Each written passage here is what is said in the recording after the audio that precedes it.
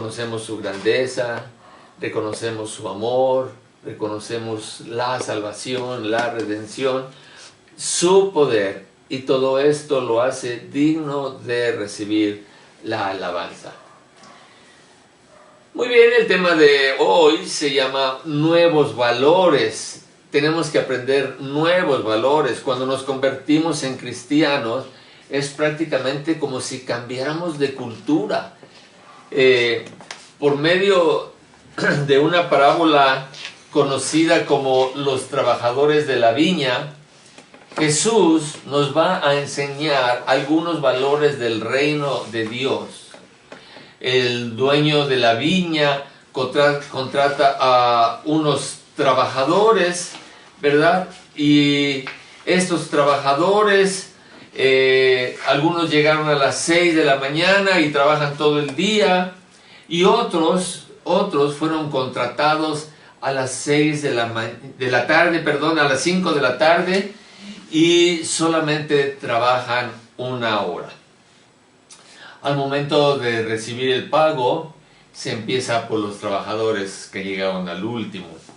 Y al oír, porque el dueño de la viña así lo quiere, que se les está pagando como si hubieran trabajado todo el día, los que trabajaron todo el día dicen: ¡wow! Si eso están ganando ellos por trabajar 1 hora, ¿cuánto será el salario que vamos a percibir nosotros? Sin embargo, el dueño de la viña les paga a todos los que trabajaron 1 hora, como todo el día, la misma cantidad, sin importar la cantidad de horas, y que ésta sea muy diferente. No es sorprendente que aquellos que trabajaron todo el día estén un poco enojados. Claro. Y aquellos que trabajaron 1 hora estén sumamente contentos. Dime, ¿cómo describirías al dueño de la viña? ¿Justo? ¿Con gracia? ¿O injusto? Jesús, cuando nos da esta parábola, no proporciona una interpretación específica de ella, por lo cual, lógicamente, hay varias interpretaciones. Incluso algunos aseguran que esta es una parábola que nos habla del trabajo y la postura que como cristianos debemos de tener ante el trabajo. En este caso, parece incluir frases como: no compare su salario como el de los demás, o no esté insatisfecho si otros reciben una mejor paga, o si trabajan menos que usted en un trabajo similar, eso es lo correcto. Si usted gana un salario decente, ¿por qué debería de sentirse mal si a otros les va mejor? Bueno, a todo esto nosotros lo calificamos como algo injusto. Esta interpretación de la parábola también se puede usar para justificar las prácticas laborales injustas o abusivas. Algunos trabajadores pueden recibir salarios más bajos por razones injustas, como por ser de diferente raza, o por el sexo, el género, o la condición migratoria. Pero en el contexto anterior a esta parábola, encontramos a Jesús hablando sobre aquellos que pertenecen al reino de Dios. Por ejemplo, nos habla de los niños en Mateo 19:14.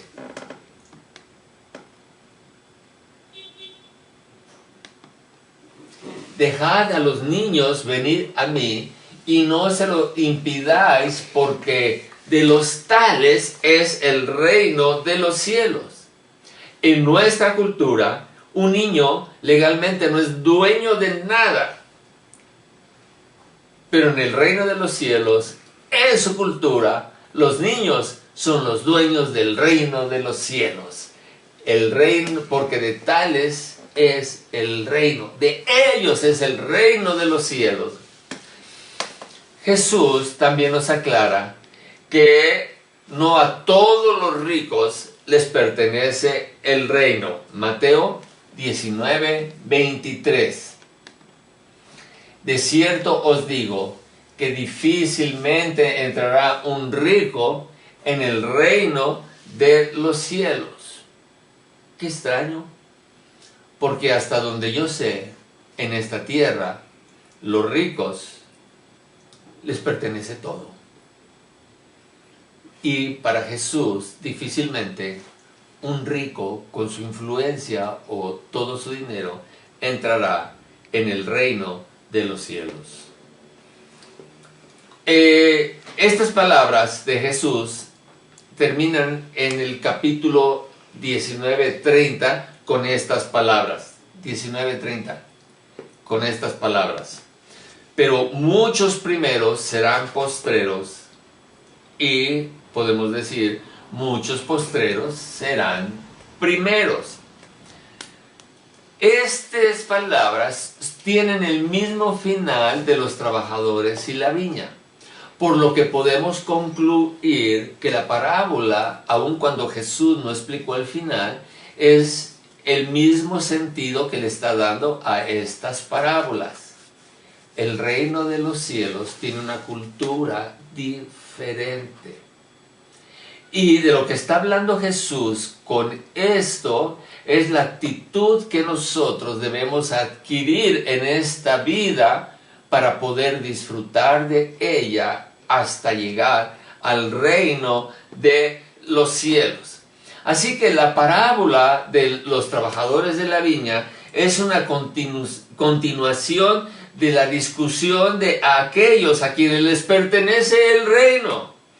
La entrada al reino no se gana por nuestro trabajo o acción, sino por la generosidad de Dios. Jesús está hablando de la generosidad y tú y yo estamos pensando en lo injusto del dueño de la viña porque no a todos trató con la misma calidad. Parece ser que favoreció a los que menos trabajaron y perjudicó a los que trabajaron todo el día. Pero humanamente, ¿cómo reaccionamos cuando vemos a Dios siendo bondadoso y mostrando gracia a otros? Regularmente respondemos con resentimiento. Y a lo mejor tú puedes decir, ay pastor, ¿cómo puedes decir eso?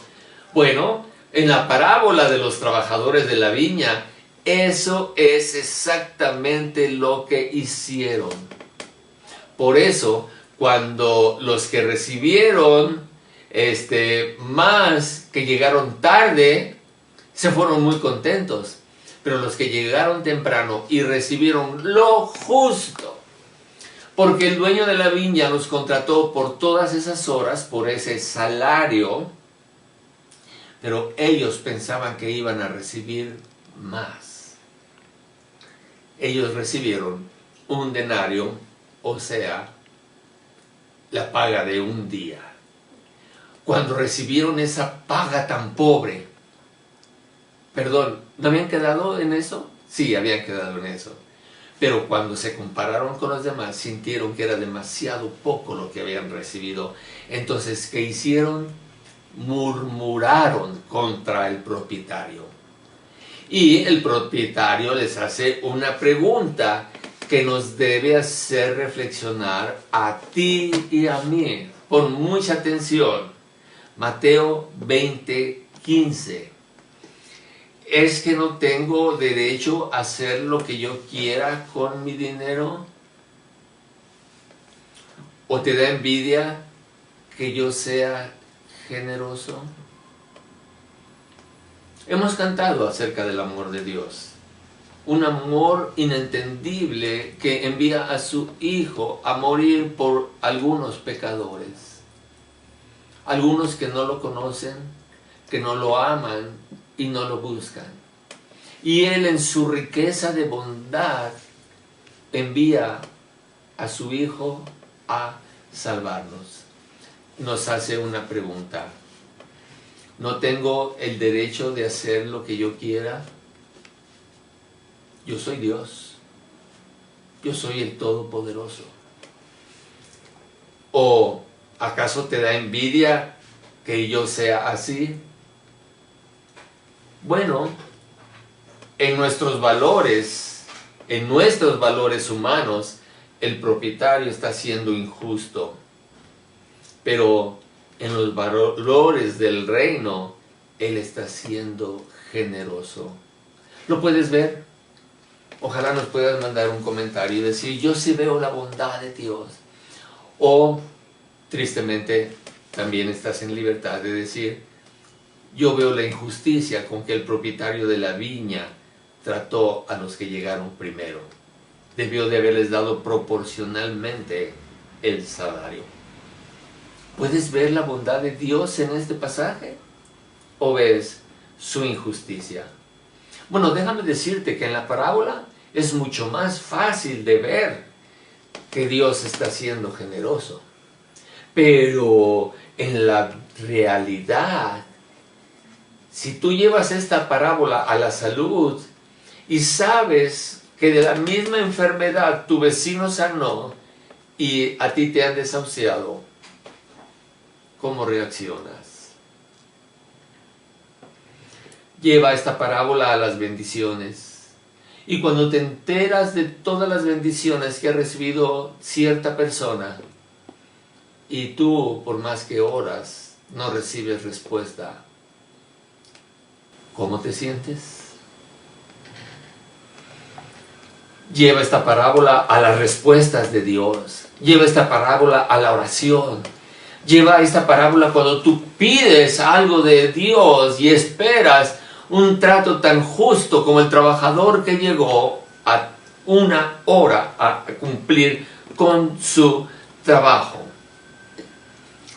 Tal vez te encuentres con la misma actitud de los trabajadores cuando Dios benefició a los que llegaron al último y tú que estuviste todo el día recibiste el mismo trato. Tal vez reclames y digas, ¿por qué yo no sané? ¿Por qué no obtuve el trabajo? Y en vez de alegrarnos por su respuesta bondadosa, podemos sentirnos resentidos y pensar que es injusticia de Dios. Son dos culturas muy diferentes. Haciendo un viaje a Italia con la orquesta del Simi, las azafatas y los pasajeros, que en su mayoría eran europeos, se sorprendieron muchísimo cuando ellas le preguntaban a los niños, la gran mayoría, había unos más grandecitos, eran de edad primaria, 12 años, y les preguntaron en lo que es noche para nosotros, ¿quieren algo de beber? Y ellos dijeron, café con leche.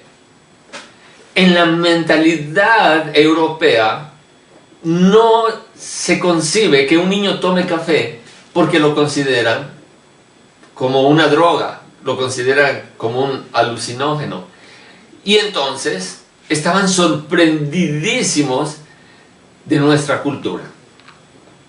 A mí me sorprendió hace algún tiempo ver en la contraportada de un libro de un teólogo admirable, ver que con esa mirada de todo lo sé, todo lo conozco de Dios, y si tienen alguna duda, pregúntenme, sostener su pipa, que usualmente él fumaba. Me admiró mucho una vez que fuimos a Dallas, Texas, a cantar, que en el intermedio del coro invitaban a la gente a que pasara al salón fumador para pasar un rato y después regresaran al concierto. ¡Wow! Eso me sorprendió. Hipócritas, ¿cómo salón fumador? Bueno, ¿qué crees que digan de los mexicanos cuando en medio de un estudio o al final del culto tenemos nuestro coffee break en las instalaciones de la iglesia e invitamos a todos a que tomen su café con galletitas o con pancito, bien rico? ¿Sabes qué piensan? Hipócritas, ¿cómo pueden estar bebiendo café en la iglesia? Porque lo que se acepta en una cultura no se acepta en otra. Lo que es bueno en una no necesariamente es bueno en otra. Lo que asusta en una cultura es regularmente para otras. Yo no sé si tú te atreverías a comerte una rata, un perro, una serpiente, gusanos. Pero esa es la comida cotidiana de muchas culturas, de muchas culturas. Así que si como humanos tenemos diferencias, imagínate la diferencia que tenemos con la cultura del reino de Dios, donde todo es perfecto, donde todo es santo, donde todo es puro, donde todo es conveniente. Y nuestra cultura es exactamente lo contrario. Por eso es que Pablo nos va a decir qué parte de la cultura y por qué debemos de adquirir esta manera de ver la vida con unos ojos especiales de Dios, cuando nos dice en Romanos 12:15, en la versión Reina Valera contemporánea: gocémonos con los que se gozan y lloremos con los que lloran. La segunda parte de este versículo es más fácil de cumplir, porque cuando alguien está llorando, está sufriendo, hacemos empatía y lo acompañamos en su dolor, pero pensando: qué bueno que no me pasó a mí, qué bueno que esta no es mi experiencia, qué bueno que le pasó a él y no nos pasó a nosotros. Pero, ¿qué tal cuando ellos son bendecidos? Cuando ellos son beneficiados, cuando nuestro compañero de trabajo recibe la gerencia del lugar en donde trabajamos. ¡Ay! Es mucho más difícil regocijarnos con los que se gozan por algún éxito, porque a menudo no manejamos muy bien el éxito de otras personas. De hecho, a menudo nos sentimos amenazados por él y lo resentimos. Eso era mío. Si te fijas, lo primero que dice Dios no es que lloremos con el que llora. Lo que dice Dios, la primera parte del versículo, es que nos gocemos con los que se gozan. No permitas que la envidia invada tu corazón. Esto es lo natural, ser envidiosos. Lo extraordinario es que te goces del bienestar ajeno. Qué difícil, ¿verdad? Qué difícil, qué difícil. Porque no debemos de pensar en las bendiciones de Dios como un pastel gigante que está dividido en rebanadas, y cuando a alguien le toca una rebanada más grande, inmediatamente pensamos: esa debió haber sido nuestra rebanada, alguien se equivocó cuando la repartió. Era mi turno de recibir la rebanada grande del pastel. Déjame decirte que la envidia nos puede convertir en personas miserables. Yo no sé si has oído del salmista Asaf. A veces pensamos que los salmos fueron escritos todos por David, algunos por Moisés. Bueno, aquí Asaf se presenta y reconoce que estuvo muy cerca de tropezar en el Salmo 73:2.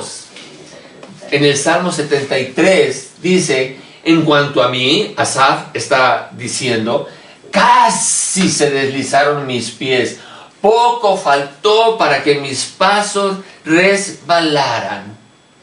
¿Sabes por qué él sentía esto? Él nos confiesa en el versículo 3 qué fue lo que él sintió que hizo que casi sus pies se deslizaran y que poco faltó para que él tropezara. Dice: es que tuve envidia. ¿De quién? De los arrogantes. Déjame decirte que no necesariamente eran arrogantes. A lo mejor él los veía arrogantes y él tiene envidia de ellos al ver cómo prosperaban. ¿Quiénes? Esos malvados. ¿Cómo calificamos a la gente que prospera? ¿Cómo decimos que se siente aquellos que lo tienen todo? Sí, las mismas palabras los describen, arrogantes y malvados. Y si fuéramos nosotros, humildes y buenas gentes. Si lees el Salmo completo, podrás leer todos los sentimientos que albergaba en su corazón. Es increíble. Todo lo que produjo la envidia inicial que él tiene al fijarse en la prosperidad de los malvados. El salmista sabe que esta actitud lo ha enfermado físicamente. Salmo 73, 21. Se llenó de amargura mi alma y en mi corazón sentía punzadas. Él no lo sabe, pero la envidia lo está llevando a un ataque cardíaco. Él sabe que esto no es una buena actitud de un hijo de Dios. Él sabe que esto no es la forma en que vive alguien que espera el reino de Dios, pero es algo que él también reconoce que no puede evitar. Como dije, él no puede evitar. Salmo 73, 22. ¿Cómo se califica el salmista? Tan torpe era yo que no entendía. Era como una bestia delante de ti. Él sabe que no está bien su actitud, pero no puede evitar sentir la envidia. ¿Te has encontrado con algo así en tu vida? Sabes que lo que estás haciendo no es correcto, pero no lo puedes evitar. Entonces, tú declaras, soy un torpe, otra vez lo mismo, no lo puedo evitar. Soy como un burro, Señor, delante de ti, terco. No quiero decirle otra palabra, soy muy feo. Él nos da testimonio de cómo Dios cambió su situación. Nos dice en los versículos, les pido que lo lean, Dios siempre estuvo conmigo.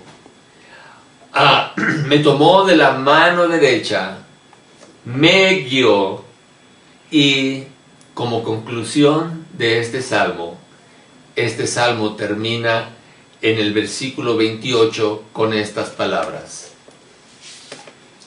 Pero en cuanto a mí, el acercarme a Dios es el bien. He puesto en Jehová el Señor mi esperanza para contar todas sus obras.